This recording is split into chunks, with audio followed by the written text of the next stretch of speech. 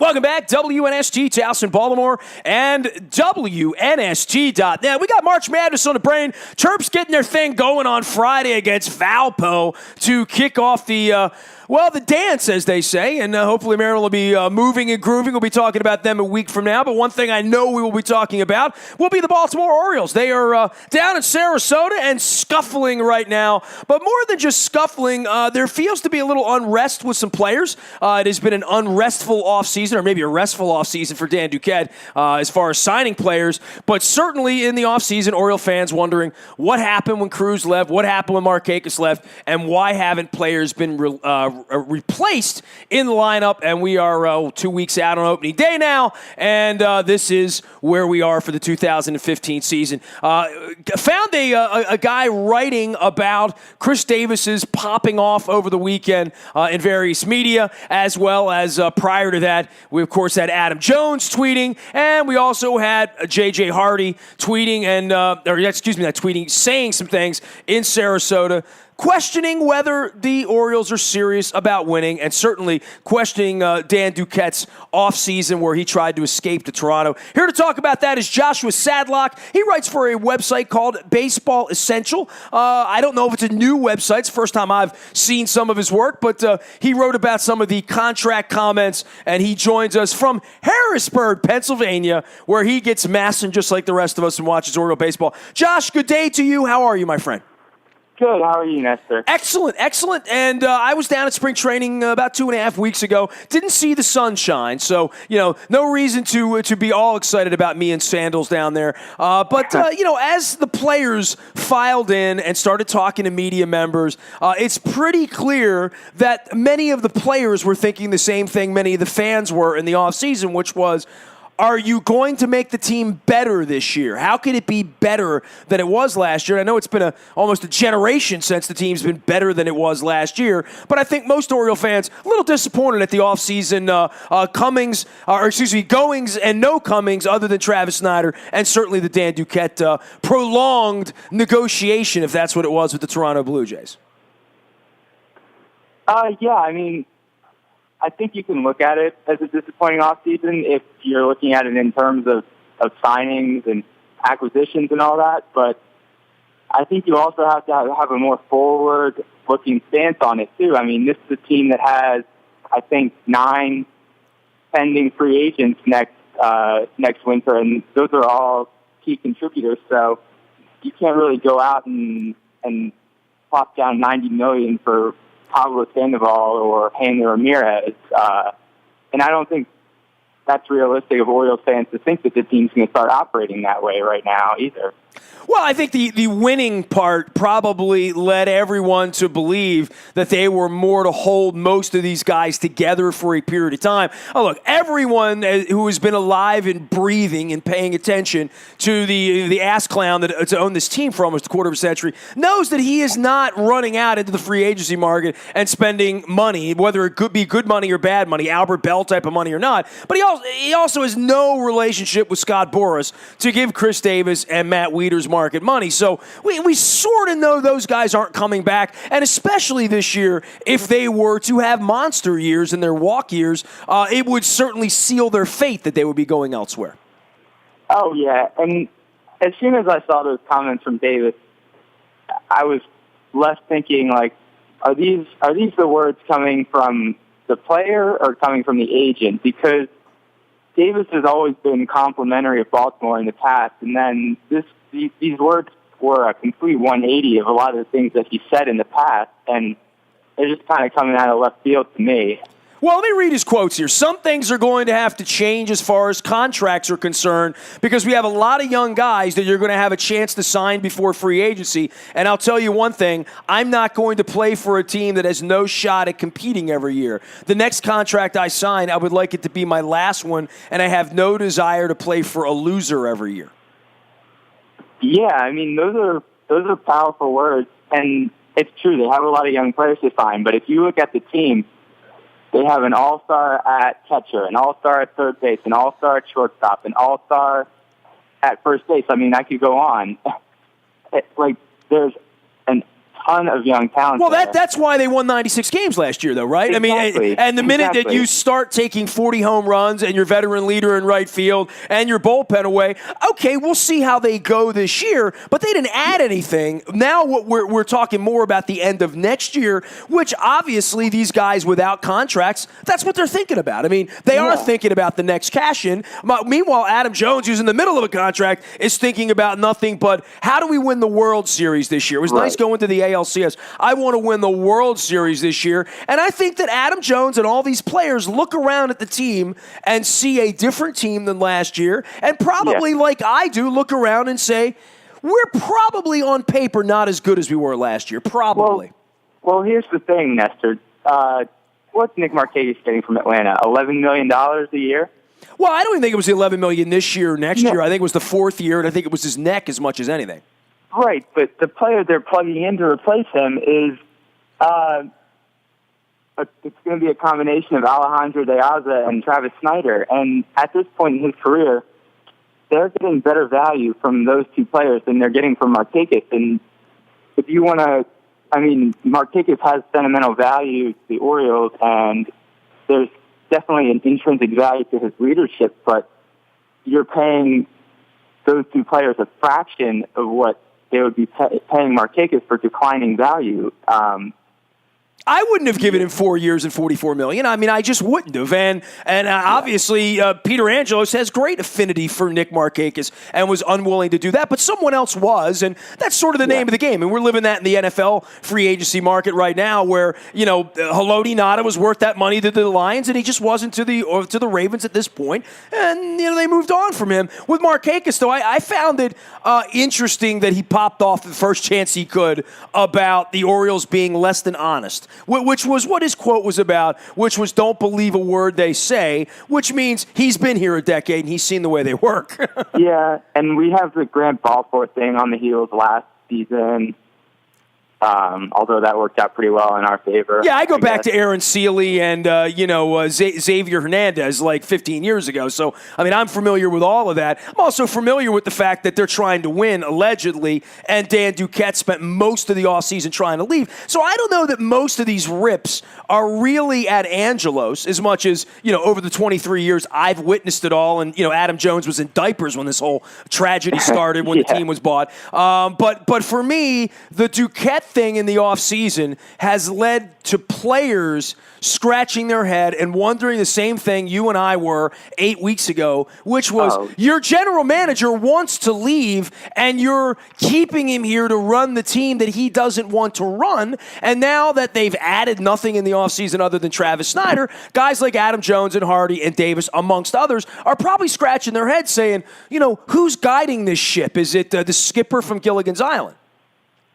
Yeah, you make a lot of valid points there. I was wondering the same thing too, with him basically wanting out and making a power play to get out, and none of the moves that they did make actually came until after it became pretty obvious that he was going to be stuck in Baltimore.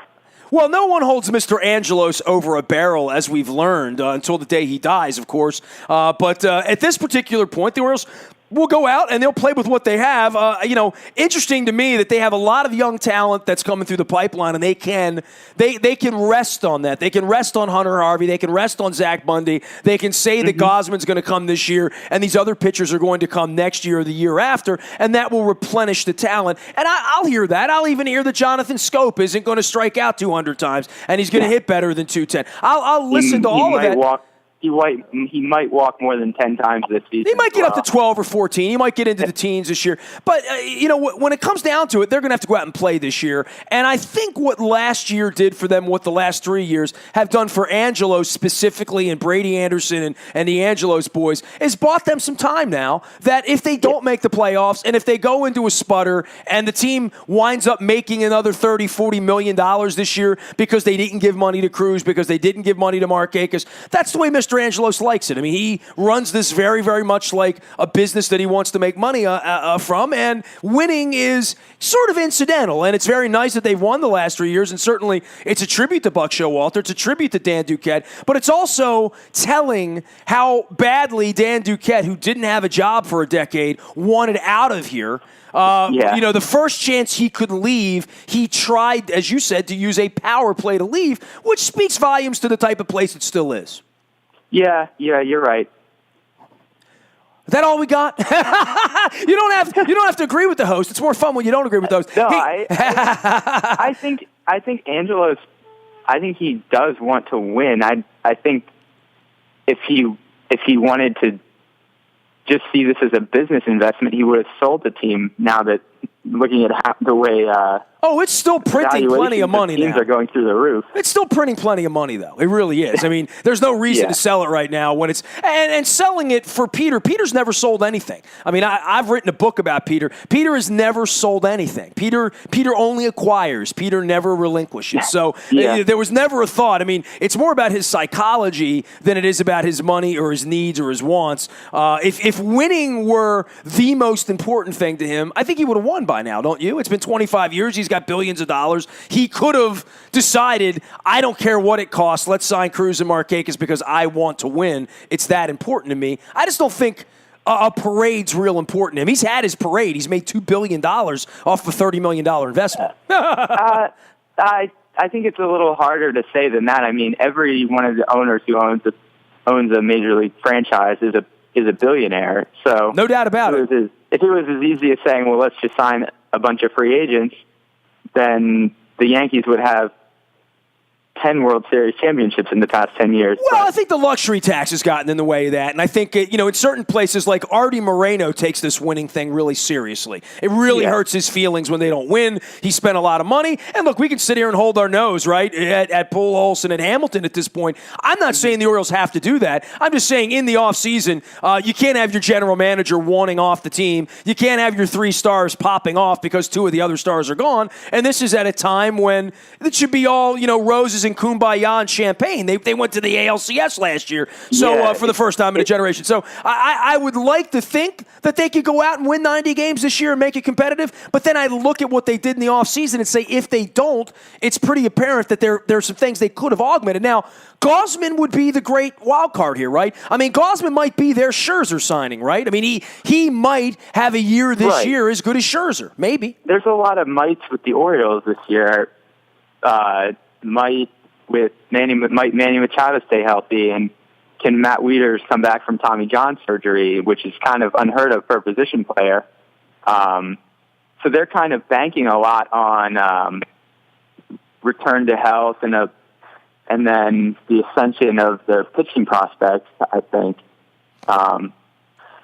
Well, the one thing about their pitching is it's been solidified over the last couple of years. I mean, I don't look at Wei-Yin Chen as a guy who's a fringe starter in the big leagues. I look at him as an established 3 or 4 starter. I look at Bud Norris the same way, maybe even a little more positively than that. I certainly look at Miguel Gonzalez, and I don't look at his sort of soft stuff at this point. I sort of see a lighter version of Greg Maddux, a guy who's going to go out and throw strikes, probably get the ball hit. But this team plays defense. I mean, look, it's very, very hard to be down on a team that almost won 100 games last year. No, I agree. I agree with you 100%. I mean, I look at the predictions of people saying the Orioles are going to win 78 games this year, and it scratched my head at it because this is a team that they're coming off a 96-win season.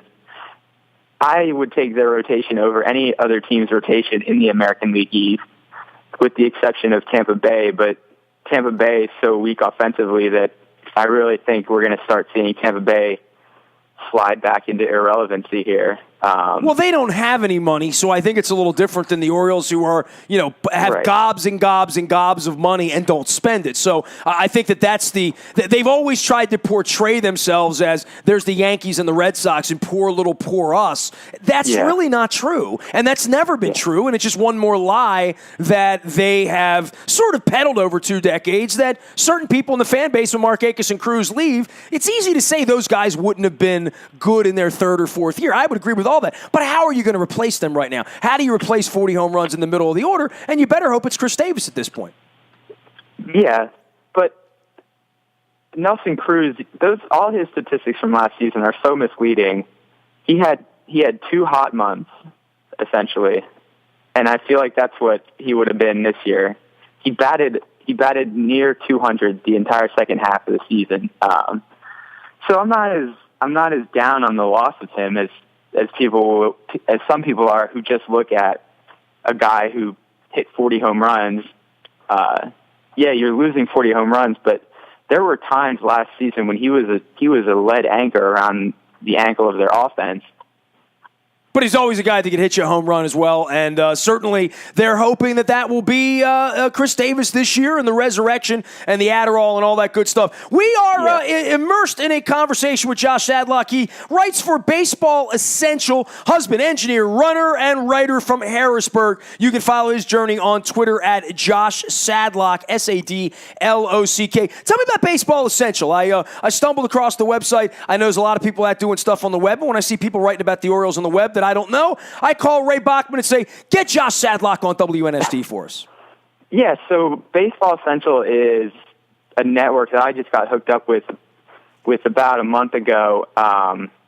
It's a new website, probably about a year old now, and it's a network of bloggers and baseball writers all over the country. We cover every team. We cover breaking news. We've got guys down in spring training interviewing players and taking pictures and collecting all kinds of great stuff for us down there. We've got college players writing about their experiences for us. It's really just a great site. It's growing really rapidly, and we're always looking for new writers. We've got, we're covering every team every day, just bringing a lot of good new baseball opinion to the world. Harrisburg, PA. Still playing baseball up there, right? Still got the AA thing going on. And yeah, we got the Senators still. Nice. Well, hey, man, we'll see you over at Oriole Park at Camden Yards when you get down here. And if I make my way up through Hershey, I'll honk the horn somewhere there around, Lemoyne, I think, somewhere there. Hey, Josh, appreciate the time today, my man. Sounds good. Thank you, Nestor. He is Josh Sadlock. He covers the Orioles for Baseball Essential, and you can read his work at Baseball Essential or follow his journey on Twitter at Josh Sadlock, Sadlock. You can reach me, Nasty, at WNST.net. I'm on Twitter. I'm on Facebook. I'm around the world in the palm of your hand from anywhere you are via the Buy a Toyota Audio Vault. We also have our Listen Live button brought to you by Ron's Automotive of Carroll County, and just download the TuneIn Radio app for that. The morning newspaper, free of charge. The tech service, the best in the marketplace, bringing you all the latest on the Ravens, the Orioles, the Terps, amongst others here during March Madness Week. We will be at Buffalo Wild Wings in Bel Air on Thursday and Friday for basketball action. Terps saddling it up at 4:40 in the late game in Columbus against Valpo on Friday. So get on up to Bel Air and bend the elbow with us and celebrate March and spring and March Madness and the fact that the Terps are back in the tournament. Make sure you're holding May 14th for us. That is our Night of Heroes at the Baltimore Harbor Hotel in conjunction with Smart CEO. We are honoring folks who have survived life-threatening illnesses and honoring other people for being the heroes that they are and persevering. That's May 14th. We'll be honoring Chuck Pagano, Dick Cass, amongst others here in Baltimore. Also, the 30-30 tour starts on June 13th at Oriole Park at Camden Yards. The Give a Spit Tour to save lives, to bring awareness to the bone marrow registry. I am enacting all of my friends, any person you've ever heard on WNST, any media member, any celebrity, I'm on them. So this summer is going to be amazing. It's going to be some great radio, certainly some great video and social, and it all begins on June 13th. Hashtag is Give a Spit, and you can learn more at WNST.net. We are WNST.net and AM 1570 and WNST Towson, Baltimore, and we never stop talking Baltimore sports.